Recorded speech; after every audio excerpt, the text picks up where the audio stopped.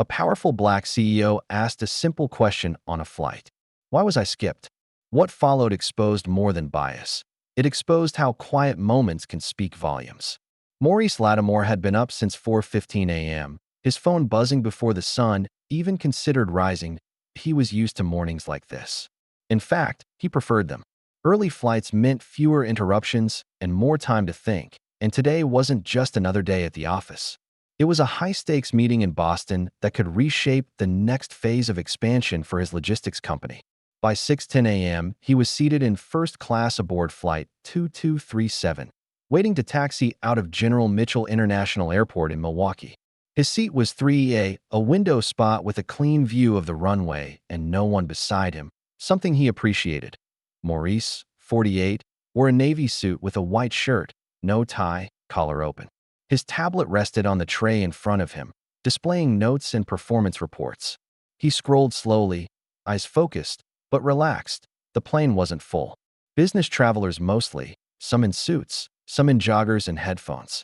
The air held that distinct mix of reheated coffee and recycled cabin breeze. Maurice didn't care. He was locked in, already preparing responses to the board's likely objections. "Good morning, sir," a voice said briefly. A flight attendant, blonde, early 40s, ponytail pulled tight, barely made eye contact as she passed by.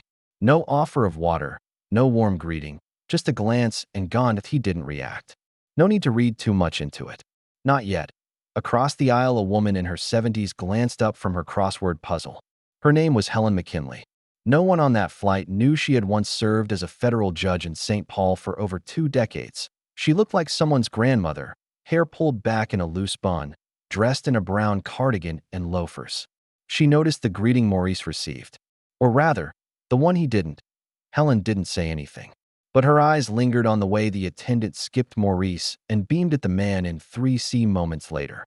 She'd seen enough in her lifetime to recognize quiet patterns, and sometimes those patterns were louder than words. Maurice kept reviewing his notes.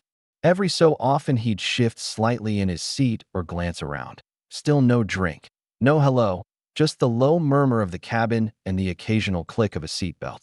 25 minutes later, the plane lifted into the sky. It was a smooth takeoff. Passengers settled in, pulling down window shades or adjusting neck pillows. Maurice closed his tablet and leaned back slightly. For a moment, he thought about home. His daughter's art show was next week. She'd begged him to come this time. He'd already told his assistant to cancel everything that day, that he wasn't missing it again. A different flight attendant walked by, a younger man this time, and handed menus to the passengers in rows 1 through 3.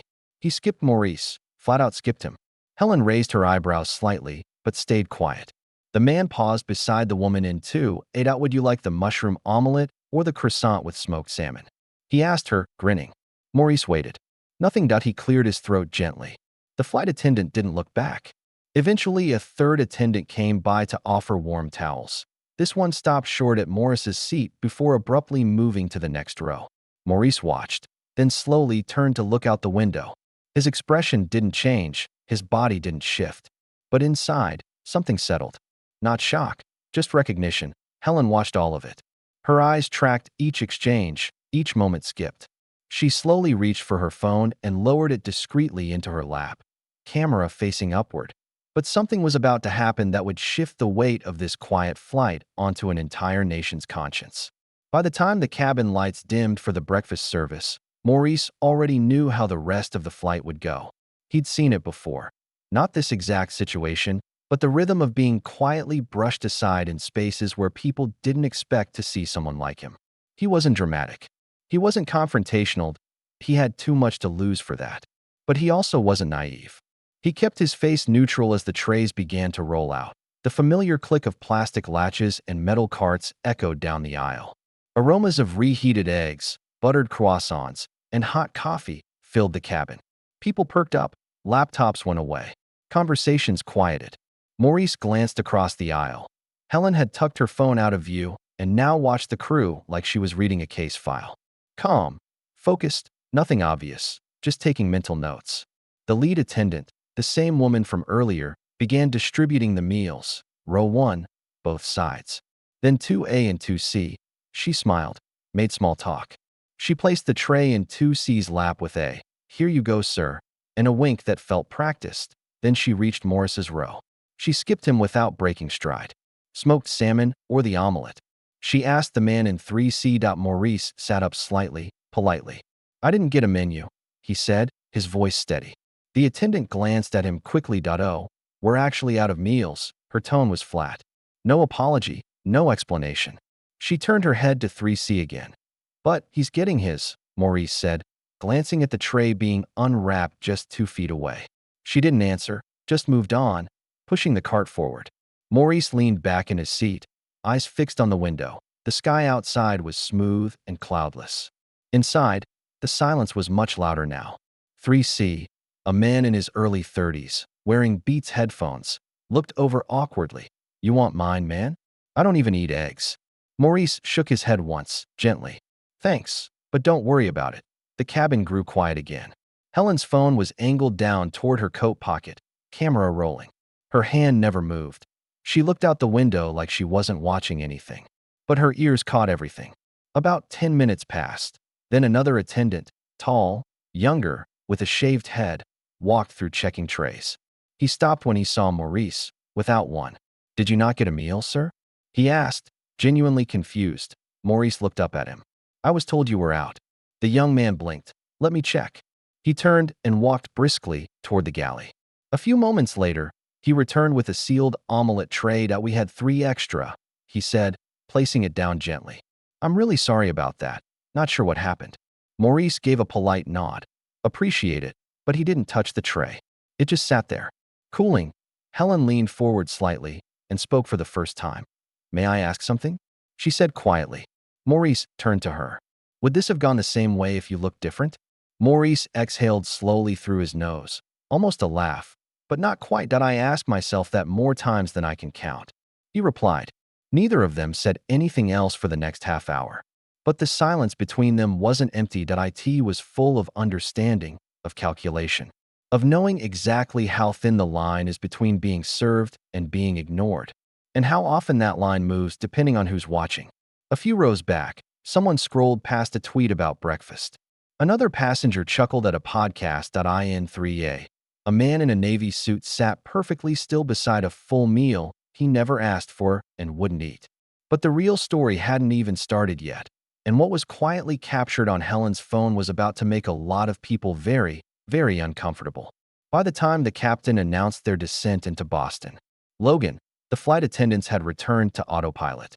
Smiling, offering water refills, collecting trays. That N01 mentioned what had happened in row 3. Maurice hadn't touched the omelet. He had spent the rest of the flight rereading the quarterly review on his tablet, not because he was focused, but because it gave him something to look at that wasn't a wall of forced politeness and invisible lines. Helen McKinley had stopped pretending to do her crossword. Instead, she'd watched, quietly, carefully. Her phone rested face down on her lap now, but she'd gotten what she needed. 3 minutes and 17 seconds. That's how long the recording was. Enough to show the moment Maurice asked why he was skipped. Enough to catch the way the lead flight attendant's tone turned sharp when answering him. Enough to highlight the expression on Morris's face. Composed, but heavy. She didn't know if she was going to use it. She hadn't decided. But she knew one thing. If she didn't capture it, no one would believe it had happened at all. The plane taxied toward the gate. Passengers began stirring, stretching, checking phones, adjusting coats. The energy shifted. People moved on. Maurice stayed seated, eyes forward, waiting for the doors to open. His posture was straight, hands folded. He didn't look angry, just done. The first-class cabin emptied fast. Business travelers were in a rush, meetings to get to, calls to return.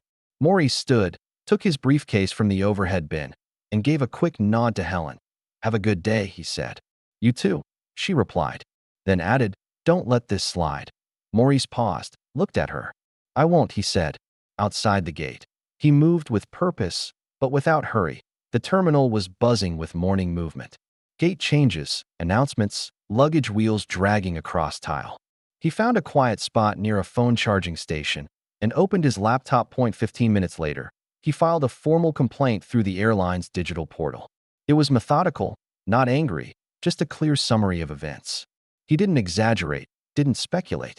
He listed the flight number, the time, the names he remembered from the cruise badges, and a direct quote from the attendant who'd told him, "We're out." He clicked submit, and that could have been the end of it, but Helen had other plans. She sat on a bench in the terminal, sipping from a travel mug, debating her next move. She hadn't touched social media in weeks, but something about the moment, it sat heavy on her. She pulled out her phone, trimmed the video, and typed. "I never post things like this, but what I witnessed on Flight 2237 this morning left a knot in my chest." A black man in first class was flat out skipped during meal service. When he asked, he was told meals were out, while the man next to him was eating. "I filmed it. Watch for yourself." She posted the video to by the time her Uber reached her daughter's house in Cambridge. The clip had been shared nearly 1,000 times. 3 hours later, it hit 20,000. And just before noon, someone from a major news outlet picked it up. They didn't even call her first, just ran the story with a blurred still of Morris's face. And the headline, "Airline staff allegedly deny first-class meal to black CEO." That word, allegedly, sat wrong with her. She had the proof that she'd lived it. Maurice, meanwhile, was already in the conference room at the Seaport District, presenting to executives who had no idea his morning began with a quiet act of disrespect. He kept his tone measured, his slides tight. He didn't bring up the flight. Not yet. But when his assistant leaned over and whispered, "You're going viral on Twitter," he blinked. Once. No reaction. Later in the restroom, he watched the clip with the volume off. His jaw didn't move, but his eyes told a different story. But silence only works until the world hears something it can't ignore. And the world was now watching. By 2:45 p.m., the story had already spread beyond Twitter. Local news stations in Boston ran it as a midday segment. "Business traveler claims racial bias on flight," the anchor said, voice smooth, almost indifferent. The clip played in the corner of the screen. They kept Morris's name out of it, probably because he hadn't said a word yet. But anyone who recognized him from the logistics world knew exactly who he was. Within the hour, his name was trending. Helen sat in her daughter's kitchen, phone lighting up every few seconds. A friend from her law school days texted, "Is this real?" Another wrote, "Why did you post this?" The one that stuck with her most simply said, "Thank you." She didn't answer any of them. She just sat with it. Her daughter Natalie peeked in. "Mom, is this going to become a thing?" Helen didn't look up. That IT already is. Meanwhile, on the 22nd floor of a glass tower in Boston's financial district, Maurice sat through the rest of the board meeting like nothing had happened. He answered questions, challenged projections, smiled when necessary. But every time he checked his phone, there were more notifications. Some of the tweets were supportive. The calm in his face is louder than any outburst, grace under pressure. It's the silence that speaks volumes. This is why representation matters. Others weren't so kind. There's always a camera when someone wants to play victim. Maybe it was just a mistake. Not everything is about race. Maurice scrolled, expression flat.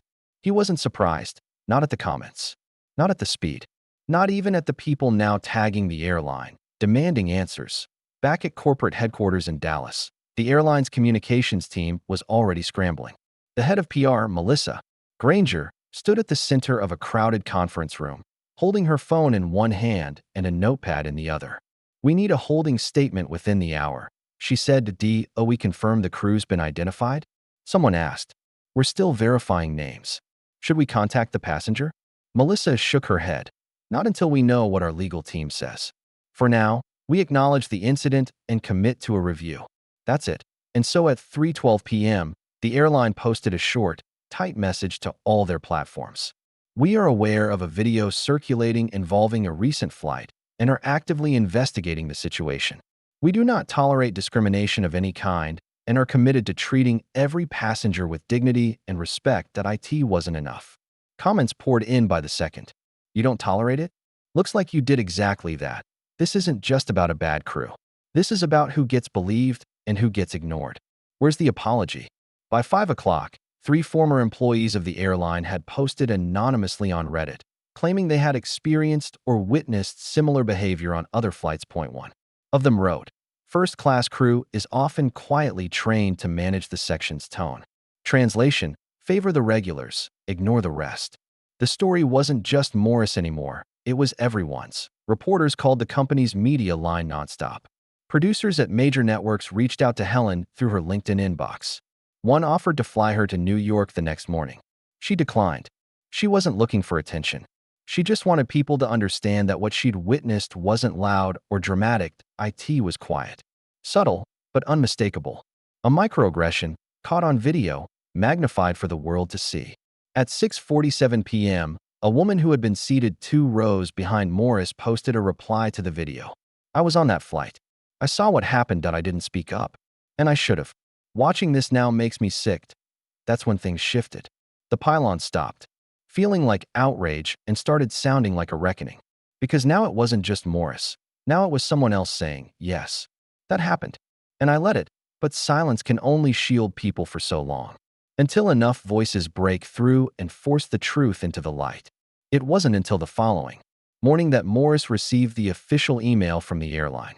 The subject line read, regarding your complaint, Flight 21,237. He opened it without much thought. The message was short, carefully worded, apologetic in tone, but clinical in structure. That we appreciate you bringing the incident to our attention. After reviewing available materials and speaking with involved parties, we have taken appropriate internal action. The crew members responsible have been removed from active duty, effective immediately. No names. No direct apology. No real admission. But the message was clear enough. He closed the email and pushed his laptop aside.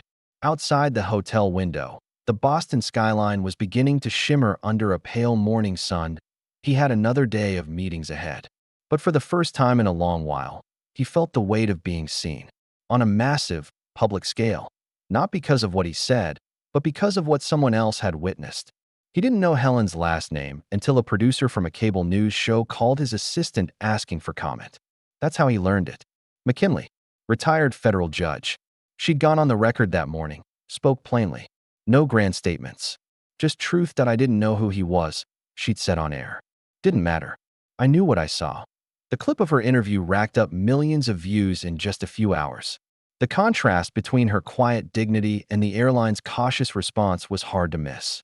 By noon, the airline issued a new statement. Following a full internal review, the airline has made the decision to terminate the employment of all staff involved in the incident on Flight 2237. We deeply regret the experience one of our passengers endured and have reached out directly to express our apology. The tone had shifted, less corporate, more urgent. Still no names, but this time the consequence was clear. Entire crew gone. News headlines followed fast. Entire flight crew fired after bias incident. Passenger speaks out without saying a word. When dignity goes viral, Maurice received dozens of calls that day, from colleagues, partners, even a few board members who admitted, sheepishly, they had seen the video before they knew he was the man in it. You handled it with grace, one of them said. Maurice just nodded. He didn't feel graceful. He felt exhausted.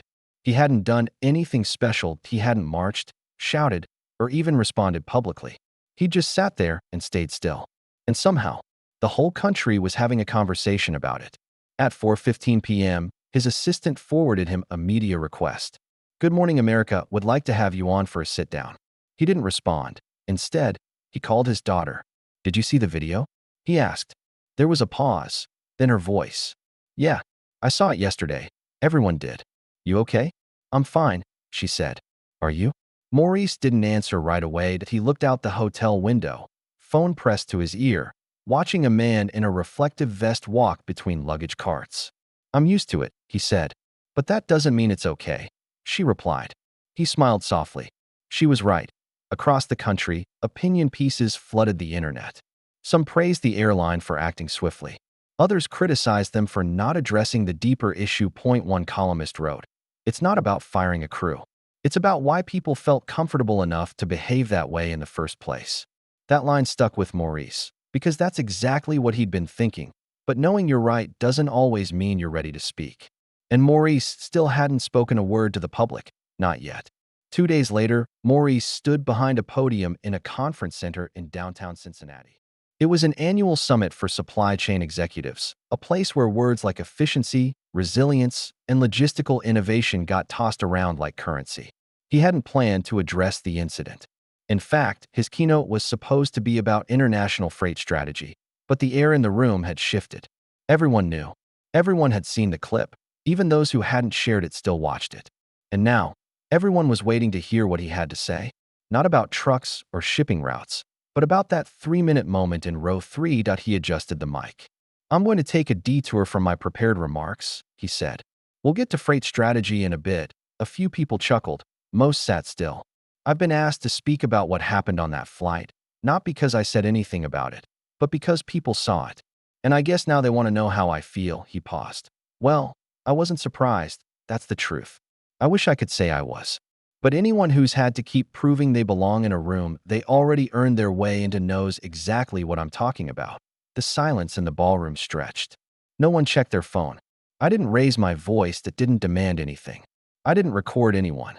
I didn't make a scene that I asked a question. I got an answer. That's all. He leaned slightly forward. But here's what matters. Someone else saw it. Someone who didn't have to say anything. And they did. A few heads turned toward Helen, who sat in the 4th row, invited by the organizers at the last minute. Maurice continued, You want to know why that video hit a nerve? Because people saw someone being treated like they didn't matter. And they recognized it. Maybe they'd been there. Maybe they'd looked away before. Maybe they saw a reflection of something they'd rather not admit. His voice was calm, measured. He wasn't preaching. He wasn't trying to make a point, he was telling the truth. And that was enough. It was never about a meal. Let's stop pretending it was. It was about how quickly people decide who's worth respect, who deserves attention, who gets the benefit of the doubt. A man in the back shifted uncomfortably. A woman near the aisle dabbed her eyes. Maurice glanced down for a second, then looked up again. I've been in rooms like this for decades. And I've learned that the hardest part isn't earning your place, that it's staying silent when people pretend you haven't. We're taught to smile, nod, keep things moving. Don't rock the boat. Don't make people uncomfortable. He took a slow breath. But what if being comfortable is part of the problem? The room stayed still, not frozen, just listening. Look, I'm not here to cancel anyone. I don't want revenge. I want people to pay attention. Not to the video, but to the moment, because that moment happens every single day. In boardrooms, lobbies, waiting rooms, classrooms, airports, and most of the time, no one's filming. He stepped back from the mic just slightly. So note that I didn't go viral. The truth did. And maybe that's what we need more of. There was no applause right away. Just silence. Then one person clapped, another. Soon the room filled with the sound. Not loud or explosive, but steady, thoughtful, real. Helen didn't clap. She just watched him the whole time, hands folded in her lap.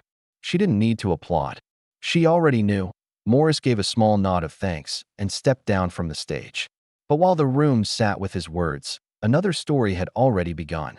One not about airlines or outrage, but about two people quietly linked by a moment neither of them asked. 4.3 weeks later, the internet had moved on. New headlines, new controversies, new clips gone viral. That's how things worked. People shared, reacted, debated, then scrolled to the next thing, but not everyone forgot. Maurice was back at his office in downtown Minneapolis, catching up on operations after 2 weeks on the road. His assistant buzzed in, "There's a visitor here to see you. Says her name is Helen McKinley." He looked up from his laptop, surprised, sent her in. Helen stepped in wearing a deep gray wool coat, the kind you hold onto for years because it fits just right and works with everything. She carried no bag, no phone in hand, just a quiet presence. "You didn't have to come all this way," Maurice said, standing to shake her hand. "I was visiting my granddaughter in St. Paul," she replied with a smile. "Figured I owed you a face-to-face. You don't owe me anything." She took the seat across from him. "No, maybe not, but I wanted to see where you worked." Meet the man behind the silence. Maurice sat back, exhaling through his nose. "Well," he said, "this is it. Paperwork, coffee that's never hot enough, and a never-ending stream of meetings." Helen smiled. They sat in silence for a moment. Not awkward, just comfortable. "Do you regret posting the video?" he asked eventually. She shook her head. "Not for a second." He nodded. "What about you?" she asked. "Do you regret staying quiet?" Maurice didn't answer immediately. "I think silence has its own language," he said. "People assume if you don't react you're unaffected, but silence can be louder than shouting, especially when people are paying attention." Helen looked down at her hands. "My husband would have liked you," she said softly. He used to say dignity's the last thing they can't take unless you give it away. Morris smiled at that. That's how I was raised too. They spoke a little longer, nothing heavy. She asked about his daughter's art show that he asked about her time on the bench. They shared stories, laughed at the absurdity of public opinion, and at how neither of them had planned for any of this. As she stood to leave, Helen paused by the door. That I didn't record that video because I thought it would make a difference, she said. I recorded it because I didn't want to pretend I hadn't seen it. That made all the difference, Morris replied. She gave him a small smile and left. That evening, he stayed late in his office. Outside, the winter sun dipped low behind the buildings, casting long shadows over the city. That he stared at the blank screen of his tablet, then opened a new note. At the top he typed, "Every day we're given a choice. Look away or pay attention, speak or stay silent. And sometimes the loudest truth is the one no one wanted to catch on camera." He paused, then added, "Respect is not a favor. It's a starting point." He saved the file, closed the app, and sat back in his chair. He hadn't planned for any of this, but maybe that's the point. Sometimes it's the stories we never choose that end up changing us the most. Not because of how loudly they're told, but because of how clearly they're seen. If this story moved you, share it. Not for the clicks, not for the outrage, but to remind someone, anyone, that quiet moments matter. That how we treat each other when no one's watching is the real test. And that every person, no matter where they're seated, deserves to be seen. Remind us what it means to be human.